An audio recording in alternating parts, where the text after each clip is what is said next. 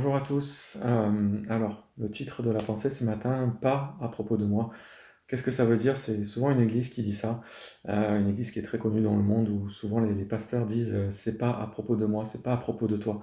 Qu'est-ce que ça veut dire? Ça veut dire que peu importe ce que tu es en train de faire pour le Seigneur, pour l'église, pour le service que tu as reçu, au final, c'est pas à propos de toi, c'est pas à propos de moi, c'est à propos des autres. Et un autre pasteur que à l'église de Saint-Maximin on connaît bien avait pour habitude de dire que le salut, ce que j'ai reçu, le salut, c'est pour moi, mais tout le reste, c'est pour les autres.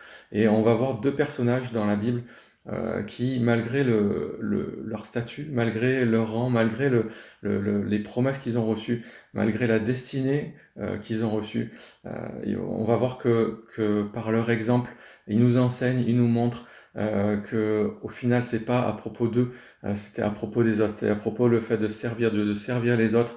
On va voir l'exemple d'Abraham ensemble. On va lire dans Genèse, chapitre 12. On va voir la promesse qu'Abraham a reçue. Et je pense que si on parcourt toute la Bible, peut-être que Abraham a reçu une des plus grandes promesses qu'un homme pourrait recevoir de la part de Dieu. Regardez, au chapitre 12, verset 1, l'Éternel dit à Abraham, va, quitte ton pays, ta famille et la maison de ton père pour te rendre dans le pays que je t'indiquerai. Je ferai de toi l'ancêtre d'une grande nation. Je te bénirai, je ferai de toi un homme important et tu deviendras une source de bénédiction pour d'autres. Je bénirai ceux qui te béniront et je maudirai ceux qui te outrageront. Tous les peuples de la terre seront bénis à travers toi. Et c'est la première promesse qu'Abraham va recevoir. Il va en recevoir d'autres un peu plus tard où Dieu va lui dire que sa descendance, sa postérité, elle serait aussi nombreuse que le sable de la mer. En d'autres termes, ce sera innombrable. Abraham va recevoir cette promesse. Tu vas recevoir un pays, il sera à toi, et c'est le pays que je vais te donner à toi et à tout ton héritage. Et on va voir ce qui va se passer quelques temps après, alors qu'Abraham a quitté donc son pays en obéissance à Dieu. Il a quitté avec sa femme, avec Lot, son neveu, avec d'autres personnes. Regardez, au chapitre 13. Abraham quitta donc l'Égypte avec sa femme et tout ce qu'il possédait en direction du Negev. Lot était avec lui, donc le neveu d'Abraham. Abraham était très riche en troupeaux, en argent et en or.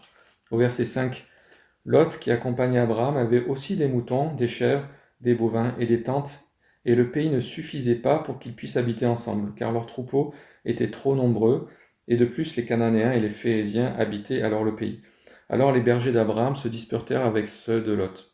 Abraham dit à Lot, nous sommes de la même famille, il ne faut donc pas qu'il y ait dispute entre moi et toi, entre mes bergers et les tiens. Séparons-nous plutôt, tout le pays est à ta disposition. Si tu vas à gauche, j'irai à droite, si tu vas à droite, j'irai à gauche. Combien l'attitude d'Abraham, elle est, j'ai envie de dire extraordinaire, oui, parce que je crois que c'est le cœur de Dieu.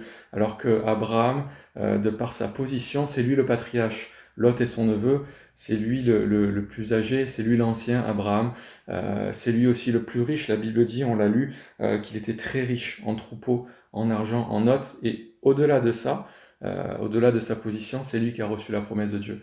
Dieu, quelque temps avant, lui a dit, va dans ce pays que je te donnerai, je le donnerai à toi et à ta postérité. Donc tout le pays où ils sont, il est destiné à Abraham. Et malgré ça, regardez l'attitude d'Abraham. Au verset 9, il va dire à Lot, si, il va lui dire, tout le pays, donc tout ce pays qui est censé revenir à Abraham, tout le pays est à ta disposition. Si tu vas à gauche, j'irai à droite. Si tu vas à droite, j'irai à gauche. Et combien moi, à la place d'Abraham, honnêtement, je ne pense pas que j'aurais réagi comme ça. Je pense que de par ce que j'ai reçu, sachant que le pays il est pour moi, j'aurais probablement dit à Lot, écoute, vois, prends tes bergers, tes troupeaux, essaie de te trouver un endroit où il y aura la place pour toi. Ce pays il est pour moi, c'est Dieu qui me l'a dit, c'est Dieu qui me l'a donné. Et malgré tout cela, Abraham, il va s'humilier, il va s'abaisser lui-même, il va montrer son amour pour Lot aussi, je crois, c'est sa famille, il a démontré son amour. Il va lui dire, écoute, tout le pays, il est à ta disposition. Va toi à droite, si tu vas à droite, moi j'irai à gauche, si tu vas à gauche, moi j'irai à droite. Et combien, je crois que c'est une manifestation du cœur de Dieu, du cœur du serviteur qui ne va pas regarder à lui, c'est pas à propos de lui, de ce qu'il a reçu, il va pas s'élever au-dessus de Lot, au-dessus des autres. Mais il va s'humilier et il va laisser la place aux autres. Et combien c'est un bel exemple. Le deuxième exemple que je voulais voir avec vous, qui est le plus bel exemple, c'est celui de Jésus. On voit dans Jean chapitre 13, on le lit ensemble au verset 1, c'était juste avant la fête de la Pâque, donc quelques jours, quelques instants avant que Jésus aille mourir à la croix. Jésus savait que l'heure était venue pour lui de quitter ce monde pour s'en aller auprès de son Père. C'est pourquoi il donna aux siens qu'il aimait et qui étaient dans le monde une marque suprême de son amour pour eux. On lit un peu plus loin au verset 3, Jésus savait que le Père avait tout remis entre ses mains. Donc Jésus savait qu'il était fils de Dieu, qu'il avait tout reçu de Dieu, que Dieu avait tout remis entre ses mains. Imaginez, quel autre homme aurait pu dire ça? Qu'il était venu d'auprès de Dieu, qu'il allait retourner auprès de lui. Il se leva de table pendant le dîner et dit à ses disciples, prosternez-vous devant moi et servez-moi.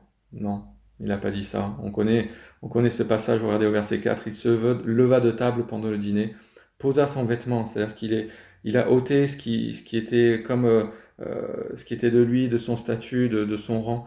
Il prit une serviette de lin qui se noua autour de la taille. Ensuite, il versa de l'eau dans une bassine et commença à laver les pieds de ses disciples. Ils étaient 12 quand même.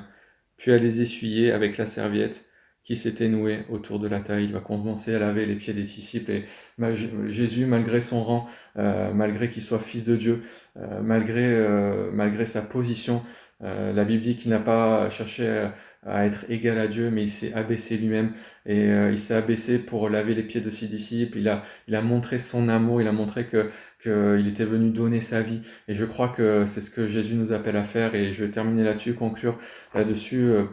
Peu importe ce que Dieu nous appelle à faire, et c'est une grâce de servir Dieu, bien sûr, c'est une bénédiction pour nos propres vies alors que nous servons Dieu, mais ce que Jésus nous a appelé à faire, c'est de la même manière que lui, c'est à donner notre vie pour lui, à donner notre vie pour les autres. Voilà, laissez ce message sur vos cœurs, passez une bonne journée, soyez bénis, au revoir.